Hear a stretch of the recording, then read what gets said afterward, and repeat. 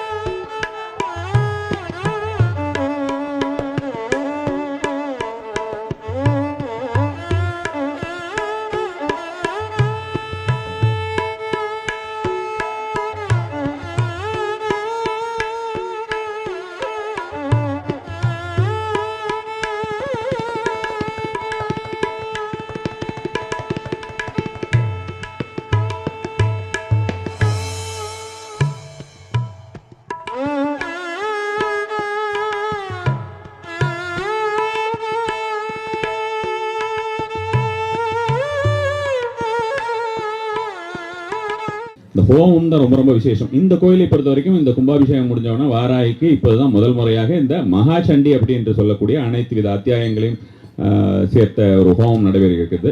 ரொம்ப ரொம்ப விசேஷமான ஒரு விஷயம். இந்த சண்டி ஹோமத்தை பார்க்கறதே மிகப்பெரிய ஒரு புண்ணியம் செய்திருக்கணும்னு சொல்லுவாங்க. இதில் அதுக்கப்புறம் உங்களுக்கு கிடைக்கக்கூடிய பிரசாதமோ இல்லை வேற விஷயங்களோ அதெல்லாம் அப்பாற்பட்டது. முதலாவதாக இதை பார்க்கறது, இந்த மந்திரங்கள் எல்லாம் கேட்கறது, இதை நடக்கக்கூடிய விஷயங்களை பார்க்கறது. இப்போ இத்தனை நேரம் வந்து பாத்தீங்கன்னா உங்களுக்கு வந்து கலசத்தில் அந்த ஜலத்துல வந்து தேவியை ஆவாகனம் பண்ணியிருப்பாங்க. இப்போ நீங்க கேட்டு இருந்திருப்பீங்க. ஒரு சண்டியோ அல்லது வந்து மகாலட்சுமி, சரஸ்வதி அப்படின்ற மாதிரி 3 தெய்வீகரையும் வந்து அங்க ஆவாகனம் பண்ணியிருக்கிறது.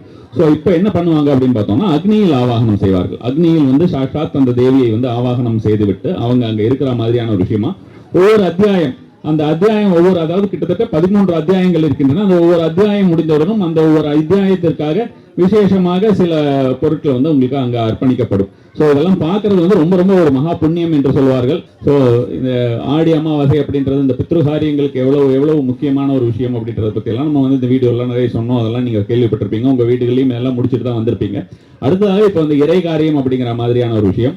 அது பர்டிகுலராக வந்து பார்த்தோம்னா இந்த ஞாயிற்றுக்கிழமையாக வந்திருக்கிறது வந்து ரொம்ப ரொம்ப ஒரு விசேஷமான விஷயம்னு வச்சுக்கோங்களேன். இந்த ஞாயிற்றுக்கிழமையாக வந்திருக்கிறது அது கரெக்டாக அந்த ராகு கால வேலையிலேயே உங்களுக்கு வந்து இந்த பூர்ணாபூதி அப்படிங்கிற ஒரு விஷயம், அதாவது பூரணம் அடைவது அப்படின்ற மாதிரியான ஒரு விஷயம் நடக்கும். அப்படி அந்த ராகு காலத்தில் அந்த பூர்ணம் அடைவது அப்படின்ற மாதிரியான ஒரு விஷயம் வந்து கண்டிப்பாக நமக்கு இருக்கக்கூடிய அனைத்து விதமான ஒரு கஷ்டங்களையும் நீக்கக்கூடிய ஒரு விஷயமா இருக்கும். அதை வந்து தரிசிக்கிறதுன்னு எப்படி வந்து ஒரு சபரிமலையிலயோ அல்லது வந்து ஒரு திருவண்ணாமலையிலயோ அந்த தீபத்தை பார்ப்பதுங்கிறது இந்த வருஷத்துக்கு ஒரு தடவை அந்த மாதிரியான பார்க்கறது வந்து எவ்வளவு ஒரு மிகப்பெரிய ஒரு புண்ணியம் அப்படிங்கிற மாதிரியான ஒரு விஷயமும் ஒரு தெய்வீக அருள் நமக்கு கிடைக்கிறது அப்படின்ற மாதிரியான ஒரு விஷயமும் அதே போல்தான் இந்த மாதிரி எல்லாமே அமைந்து வந்திருக்கக்கூடிய ஒரு இந்த ஆடி மாதத்துல அதே மாதிரி ஆடி மாதம் அமாவாசை தினம் ஞாயிற்றுக்கிழமையா வந்திருக்கிறது. நான் ஏற்கனவே அது ரொம்ப விசேஷம், எத்தகைய விசேஷம் அது அப்படின்ற மாதிரியான விஷயத்தையும் சொல்லியிருந்தேன். ஸோ அது மாதிரியான ஒரு நாளிலே அந்த ராகு வேளையிலே நீங்கள் வந்து இந்த ஒரு விஷயத்தை பார்க்கிறதுங்கிறது ரொம்ப ரொம்ப விசேஷமா இருக்கும். ஜென்ரலாகவே நம்மளுக்கு வந்து இருக்கக்கூடிய ஒரு கிரக ரீதியான பிரச்சனைகள் எல்லாமே இந்த சண்டி ஹோமத்தை பார்ப்பதன் மூலமாகவும் கேட்பதன் மூலமாகவும் தீரும் அப்படிங்கிற மாதிரியான விஷயம் இருக்கிறது. நன்றாக தியானித்துக் கொள்ளுங்கள். எவ்வளவுக்கு எவ்வளவு உங்களால் தியானிக்க முடியுமோ அது மாதிரியான ஒரு தியானத்துடன் நீங்கள் வந்து இந்த ஒரு விஷயத்தை பார்த்துட்டு வரலாம். ரொம்ப முக்கியமான இன்னொரு விஷயம் என்னன்னா, இப்போ இந்த 13 அத்தியாயங்கள் இருக்குன்னு சொல்லியிருந்தேன். இதுல இந்த 5வது அத்தியாயத்திலும் 11வது அத்தியாயத்திலும் நமஸ்கார மந்திரங்கள் அப்படின்றது வரும். அந்த நமஸ்கார மந்திரங்கள்ங்கிறது நம்ம வந்து இந்த ஹோமத்துல வந்து நம்ம வந்து சொல்லிட்டு பண்ணும்போது அந்த நமஸ்கார மந்திரம் வரும். அப்போ இன்ஃபார்ம் பண்றோம், கொஞ்சம் நெருக்கடியாக இல்லாமல் நீங்கள் வந்து இருந்த இடத்திலேயே கொஞ்சம் சௌகரியமாக நமஸ்கரித்துக் கொள்வது அப்படிங்கிறது வந்து அந்த அத்தியாயங்கள், அந்த பர்டிகுலர் அந்த 2 அத்தியாயங்கள்ல நீங்கள் நமஸ்கரித்துக் கொள்வது அப்படிங்கிறது கிட்டத்தட்ட ஒரு 15-16 நமஸ்காரங்கள் வரைக்கும் வரும். அப்படி நமஸ்கரிப்பது அப்படிங்கிறது ரொம்ப ரொம்ப விசேஷமான ஒரு விஷயமா இருக்கும். ஸோ அந்த முடிஞ்சதுன்னா நீங்க அதையும் செய்துக்கலாம். உங்களுக்கு வயசானவர்களாக இருந்தால் அது பண்ண முடியாது அப்படின்றத கைகூப்பியபடி அந்த நமஸ்கரிப்பது அப்படின்ற ஒரு விஷயத்தை வந்து நம் மனதிலேயே செய்வது அப்படின்ற மாதிரியான விஷயமா செஞ்சுக்கலாம். இந்த விஷயத்தை முடித்த உடனே உங்களுக்கு கண்டிப்பான முறையில தெரியும் வச்சுக்கோங்களேன். இன்றோ நாளையோ கண்டிப்பாக உங்களுக்கு தெரியும். அதை முடித்து விட்டு போகும்போதே உங்களுடைய மனம் எந்த நிலையில் இருக்கிறது, இங்கே வரும்போது எந்த நிலையில் இருந்தது, போகும்போது எந்த நிலையில் இருக்கிறது, அந்த மாதிரியான ஒரு விஷயங்கள், அந்த வித்தியாசங்கள் எல்லாத்தையும் உங்களால் கண்டிப்பான முறையிலே வந்து தெரிந்து கொள்ள முடியும். அந்த தெய்வ அருள் அப்படிங்கிறது உங்க கூடயே வந்துகிட்டு இருக்கிறது அப்படின்ற மாதிரியான விஷயத்தை உங்களுடைய நீங்க அதை வந்து அந்த ஒரு டிவோஷனோட நீங்க செஞ்சீங்க, அந்த ஒரு டெடிகேஷனோட செஞ்சீங்கன்னா கண்டிப்பான முறையிலே அந்த ஒரு விஷயம் உங்களுக்கு தென்படும்.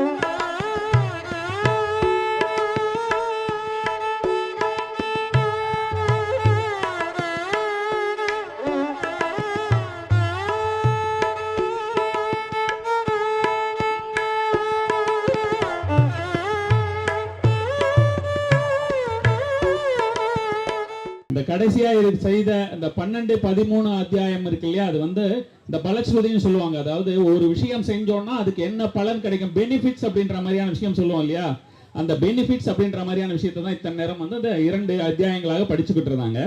அந்த ஒவ்வொரு பெனிஃபிட்ஸ்ல என்ன சொல்லியிருக்குன்னா, இதை விட ஒரு வசதி அப்படின்ற மாதிரியான ஒரு விஷயம் வந்து சாஸ்திரத்துல இல்லவே இல்லை அப்படின்ற மாதிரியான ஒரு விஷயமா அதை எடுத்துக்கலாம் நம்ம. அதே போல வந்து பார்த்தோம்னா இப்போ செய்வினை அப்படின்ற மாதிரியான விஷயம், கண் திருஷ்டி, இந்த மாதிரியான நிறைய விஷயங்கள் இருக்கு இல்லையா, அந்த ஒவ்வொரு விஷயத்திற்குமே நம்ம போயிட்டு ஒவ்வொரு இடத்துல ஏகப்பட்டது செலவு பண்றது அந்த மாதிரியான ஒரு விஷயமாக இது நம்மளுக்கு வந்து தொடர்ந்து வந்துகிட்டே இருக்கு. நிறைய பேர் இருக்காங்க எங்கிட்ட டைரக்டா வரவங்க எல்லாம் 10 வருஷமா இருக்கு, 15 வருஷமா இருக்குன்னு சொல்லுவாங்க. அந்த மாதிரியான எந்த ஒரு விஷயம் இருந்தாலுமே பக்தியுடன் கேட்பது அப்படின்ற மாதிரியான ஒரு விஷயம் வந்து கண்டிப்பாக அதற்கு உண்டான பலன் வந்து ரொம்ப பெரிய பலன் இருக்கும். அதனாலதான் இதுக்கு வந்து இவ்வளவு ஒரு பொருட்செலவு அப்படின்ற மாதிரியான ஒரு விஷயம் ஆகுதுன்னு வச்சுக்கோங்க. தனிப்பட்ட முறையில செய்தாலும் சரி, அல்லது மக்கள் எல்லாரும் சேர்ந்து நீங்க வந்து உங்களுக்கு இந்த ஆகுதிக்கு ஒவ்வொரு விஷயங்கள் கொடுத்தாலும், எப்படி செய்தாலுமே அது மிகப்பெரிய ஒரு பொருட்செலவிலே செய்யக்கூடிய ஒரு ஹோமம் அப்படின்ற மாதிரியான ஒரு ஹோமம். அது மட்டுமல்ல, இந்த கிரக பீடைகள் என்று சொல்லக்கூடிய, அதாவது ஒவ்வொரு கிரகங்கள் நம்மளுடைய ஒவ்வொருத்தருக்கும் ஒவ்வொரு மாதிரியான ஒரு சிச்சுவேஷன்ல இருக்கும் இல்லையா, ஒவ்வொருத்தருடைய ஜாதகத்தில் அதுவாகட்டும், அல்லது வந்து நமக்கு வந்து வருஷம் வரக்கூடிய ஒரு குரு பயிற்சி ஆகட்டும், அல்லது 1.5 வருஷத்துக்கு வரக்கூடிய ராகுக்கு பயிற்சி, 2.5 வருஷத்துக்கு ஒரு வரக்கூடிய சனி பயிற்சி ஆகட்டும், எதுவாக இருந்தாலுமே அதன் மூலமாக நடக்கக்கூடிய விஷயங்களும் எல்லா பிரச்சனைகளும் இதன் மூலமாக தீரும் அப்படிங்கறது தான் சொல்லி நம்ம ஹோமமா பண்றோம். நீங்க வந்து ரெகுலரா நீங்களும் சரி உங்களுடைய சந்ததியினரும் கோயில் அப்படிங்கிற ஒரு விஷயத்திற்கு தொடர்ந்து வந்து கொண்டிருக்க வேண்டும். அதே போல் வந்து உங்களுக்கு எல்லாவித இந்த ஒரு கோயில் இருக்கக்கூடியவள் பிரத்யட்சமாக எல்லா வரமும் தரக்கூடியவள்னு வச்சுக்கோங்களேன். எல்லாரும் வந்து தவம் பண்ணாதான் அந்த காலத்துல எல்லாம் வரம் வரும். இந்த காலத்துல வந்து கலிகாலத்துல தான் வந்து ரொம்ப ஈஸியா வந்து நம்ம வந்து தெய்வத்தை அடைய முடியுமா. அந்த காலத்துல எல்லாம் பார்த்தோம்னா 10,000 வருஷம் 20,000 வருஷம் அப்படின்னு ஒவ்வொருத்தரும் வந்து தவம் பண்ணியிருப்பாங்க, கேள்விப்பட்டிருப்பீங்க. அவங்களுடைய தவம் எல்லாம் கலைந்து அவங்களால ஒன்றும் பண்ண முடியாது. அதுக்கப்புறம் திரும்பவும் ஃபர்ஸ்ட்ல இருந்து தவம் பண்ணுவாங்க. ஆனா கலிகாலத்தில் தான் வந்து உடனடியாகவே பலன் தருமா. அது எப்படி பலன் தரும் அப்படின்னு பார்த்தோம்னா, தேவியின் அதாவது சுவாமியுடைய, நீங்க எந்த தெய்வத்தை வணங்கினாலும் சரி, அந்த தெய்வத்துடைய நாமத்தை சதா நீங்கள் வந்து சொல்லிக்கொண்டே இருப்பதன் மூலமாகவே வெகு எளிதாக இறைவன் உங்களுக்கு தோன்றி அவர் வந்து என்ன வேண்டுமோ அந்த வரத்தை கொடுப்பார் அப்படின்றதுதான் வந்து சொல்லப்பட்டிருக்கிறது.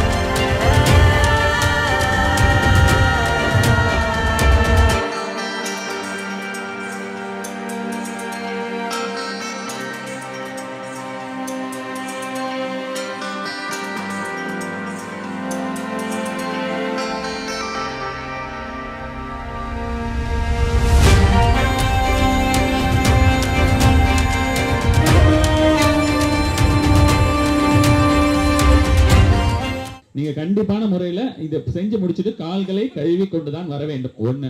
ரெண்டாவது வந்து இங்க கொடுத்தோம்னா ஒருத்தர் மேல ஒருத்தர் ஒட்டி அதை போடக்கூடாது. ஒருத்தர் வந்து ஒரு விஷயங்கள் செய்யும் போது அதுக்கு தகுந்த மாதிரி நீங்க வந்து டைம் கொஞ்சம் இடைவெளி கொடுங்க. ஏன்னா ஒருத்தர் செய்யறது வந்து கை தவறுதலாக அவங்க செய்யற அந்த உளுந்தானது வந்து மற்றவங்க மேல படுற மாதிரி இருக்கக்கூடாது. அதே மாதிரி அது கீழே செதறவும் கூடாது. இது ரெண்டு தான். எப்படி வந்து அந்த கடுகு எல்லாம் வந்து தேவையில்லாம செதறக்கூடாதுன்னு சொல்லுவாங்களோ, இந்த ஒரு விஷயமும் அது மாதிரியான ஒரு விஷயம் செதறக்கூடாது. சரி, இது வந்து நம்ம எந்த விஷயத்திற்கு, அதனால நீங்க அதை செஞ்சுட்டு அப்படியே போயிட்டு அம்பாளையோ அல்லது விநாயகரையோ பார்த்துட்டு கிளம்புறது நல்லது. அம்பாளுக்கான ஒரு விஷயமா தான் இந்த ஒரு இதே பண்ணியிருக்கோம். நீங்க வந்து பார்த்தீங்கன்னா அதெல்லாம் நம்ம வந்து ஆவாகனம் பண்ணி இதெல்லாம் பார்த்துருப்பீங்க. ஸோ அதெல்லாம் அம்பாளுக்காக தான் பண்ணியிருக்கோம். அதனால அம்பாளை பார்த்துட்டு போறதுங்கிறது வந்து ஒரு கிராட்டிடியூட். நீங்க வந்து நம்ம ஒரு விஷயம் யாருக்காக ஏதாவது ஒரு செஞ்சோம்னா அவங்களுக்கு ஒரு நன்றி உரைப்போம் அல்லவா, அந்த மாதிரியான ஒரு விஷயமாவது இருக்கும். ஸோ அதனால அந்த ஒரு விஷயத்தை கண்டிப்பா பண்ணுங்க. சரி, இந்த விஷயம் எதற்காக அப்படின்ற மாதிரியான ஒரு விஷயத்துக்கு வந்து பார்த்தோம்னா, இந்த கருப்புழுந்து அப்படின்ற மாதிரியான ஒரு விஷயம் அப்படின்றது, இந்த அமாவாசை அப்படின்ற விஷயத்தை எல்லாமே நான் வந்து ஏற்கனவே சொல்லிட்டேன். ரொம்ப ஷார்ட்டா ஒரு தடவை நான் ரிப்பீட் பண்றேன். இந்த அமாவாசை அப்படிங்கிறது கிரகங்களிலேயே ராகுவுக்கு உண்டானது. அதே மாதிரி அதனாலதான் அது டார்க் எனர்ஜின்னு சொல்றோம். அது நமக்கு வாழ்க்கையில வந்து பார்த்தோம்னா பல்வேறு விதமான கஷ்டங்கள். இப்போ நான் வந்து எப்படி சொன்னேன் உங்களுக்கு, அந்த சண்டியோடைய பலச்சுதியை பத்தி சொல்லியிருந்தேன், என்னென்ன பிரச்சனைகள் தீரும் அப்படின்னு. அது மாதிரியான இதுக்கு என்னெல்லாம் பிரச்சனை தீரும் அப்படின்னு நமக்கு வந்து அளவிடவே முடியாதுன்னு வச்சுக்கோங்களேன். அதை பத்தி பேசினா ஒரு 1/2 hour ஆகும். ஸோ அதனால அளவிட முடியாத ஒரு விஷயங்கள் எல்லாமே இந்த ஒரு விஷயத்தின் மூலமாக நடக்கும். இதை நான் உங்களுக்கு கையில கொடுக்குறேன் இல்லையா, இதை நீங்க அப்படியே அதே மாதிரியான விஷயமா எடுத்துட்டு போயிட்டு அந்த பக்கம் வந்து பார்த்தோம்னா 3 முறை உங்களுடைய தலையை இடம் வலமாக இதை வைத்து சுற்ற வேண்டும். அது கொஞ்சம் ஞாபகம் வச்சுக்கோங்க. ரொம்ப நேரம் அங்க நிக்கவும் கூடாதுமா. ஒரு சில விஷயம் செய்யும் பொழுது ரொம்ப நேரம் எடுத்துக்க கூடாது. எவ்வளவு குயிக்கா ஒரு சில விஷயத்தை செஞ்சு அதை வந்து கீழே செதறாம, உங்க மேல படாம, அடுத்தவங்க மேல படாம, அதை கால்களை உடனடியாக போய் கைகளையும் கால்களையும் கழுவி கொண்டு திரும்ப நீங்க வந்து கோயிலுக்குள்ள வருது அப்படின்றது. இதை பொதுவாக வந்து பார்த்தோம்னா இதை நான் ஏற்கனவே போன இந்த பஞ்சமி ஹோமத்தில் இருக்கும்போதே சொல்லியிருந்தேன். இது கிட்டத்தட்ட ஒரு பலி போடக்கூடிய முறை அப்படின்றது நான் வீடியோலையும் பகிர்ந்திருந்தேன். பலி போடக்கூடிய முறை மாதிரி அப்படின்னு சொல்லிட்டு, இதை வந்து எனக்கு தெரிந்து எந்த ஒரு கோயிலையும் சரி, நீங்க ஆடு மாடு கோழி எல்லாம் கொண்டு போய் கொடுத்தீங்கன்னா அதெல்லாம் வந்து வெட்டி பலி போடுவாங்க, அதெல்லாம் செய்வாங்க. ஆனா இந்த மாதிரியான ஒரு பலி அப்படின்ற மாதிரியான விஷயம், உங்களுக்கு கஷ்டத்தை தீர்ப்பதற்குண்டான பலி அப்படின்ற விஷயம் வந்து எந்த ஒரு கோயிலையும் 200% செய்ய மாட்டாங்க.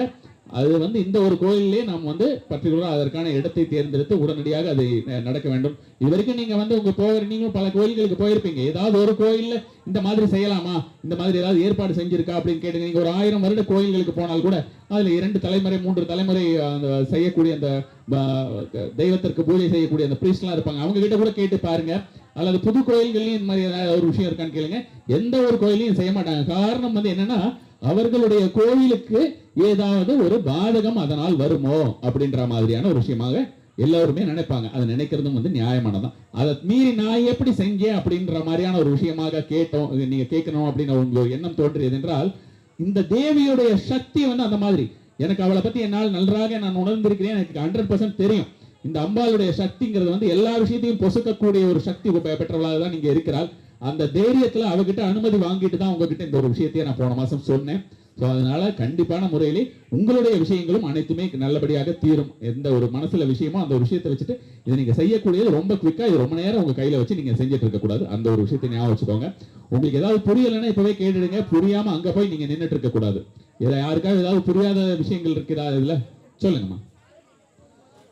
வலது இடது 3 முறை கிடையாதுமா, ஒரே ஆன்டி கிளாக் வைஸ் சொல்லியிருந்தேன். அதாவது இடம் பக்கமா மட்டும் 3 முறை. வழக்கமா நம்ம வந்து இப்படி சுத்துவோம் இல்லையா, அது வந்து இப்படி சுத்துறீங்க. இடம் வலமாக சுத்துவது அப்படின்றது அது மட்டும் சுத்தினா போறோம். 3 முறை. நீங்க 9 முறை 11 முறை எல்லாம் சுத்திட்டு இருக்காதீங்கம்மா. உங்களுக்கு வலது கை எது இடது கை எதுங்கிறது இப்போயே நீங்க தொட்டு பார்த்து தெரிஞ்சுக்கோங்க. முதல்லயே இந்த ரைட்டு லெஃப்ட்னு சொல்லுவாங்க. நிறைய பேருக்கு இந்த தமிழ்ல சொன்னா தெரியறது இல்லை. ஸோ அந்த ஒரு விஷயத்தையும் பார்த்துக்கோங்க. அதை பார்த்துட்டு எல்லாம் இப்போ ரெடியா பண்ணிட்டு நீங்க இந்த மாதிரியான ஒரு விஷயத்தை ஸ்டார்ட் பண்ணலாம். இப்போ ஆரம்பிக்கலாமா? வேற யாருக்கும் ஏதாவது டவுட் இருக்கா? சொல்லுங்க. உங்களுடைய டாமினன்ட் ஹேண்ட் எதுவோ, உங்களுக்கு வந்து வலது கை தான் நீங்க எப்பவுமே யூஸ் பண்றீங்கன்னா வலது கை யூஸ் பண்ணிக்கலாம். இல்ல உங்களுக்கு எல்லா விஷயத்துக்கும் நீங்க இடது கை தான் யூஸ் பண்ணுவீங்க அப்படின்னா அதுக்காக நீங்க இதை வந்து வலது கையில யூஸ் பண்ண வேண்டிய அவசியம் கிடையாது. நீங்க இடது கை தான் உங்களுக்கு பழக்கம் சின்னதுல இருந்து அப்படின்னா நீங்க இடது கையிலேயே அதை செய்யலாம். அப்ப நீங்க செய்யும் போது அதுக்கு நீங்க யூஸ்வலா நீங்க எப்படி சுத்துவீங்க, இடது கையில நீங்க இடம் வலமா சுத்துவீங்க இல்லையா எப்பவுமே. அப்ப அதுக்கு ஆன்டி கிளாக் வைஸ் சுத்தணும். புரியுதா உங்களுக்கு? உங்களுடைய யூஸ்வல் விஷயம் எது அப்படின்ற விஷயத்திற்கு மாற்றாக செய்ய வேண்டும். இதுதான் இதோட கான்செப்ட்.